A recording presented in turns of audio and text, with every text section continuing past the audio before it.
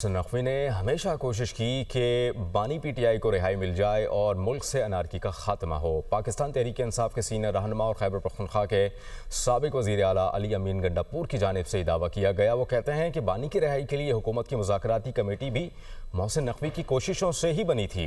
मोहसिन नकवी ने हमेशा मुस्बत किरदार अदा किया। मोहसिन नकवी ने हमेशा ये कोशिश की कि इमरान खान रिहा हो जाए और इमरान खान का मसला हल हो जाए और ये जो मुल्क में एनार्की है ये ख़त्म हो जाए। वो नहीं कर सका सिस्टम में जो भी लेकिन उसने कोशिश की है, क्योंकि मैंने अल्लाह को जान देनी है, मैं सच बोल रहा हूँ कि दोबारा भी कभी ऐसे कोई अगर चीज़ें होंगी तो जो मैंने उसका किरदार देखा है इस हवाले से, तो उसमें फिर दोबारा वो ये कोशिश करेगा कि मसला हल हो जाए। अब हमारी एक कमेटी हमने बना दी थी, आपको याद होगा, मुज़ाकराती कमेटी।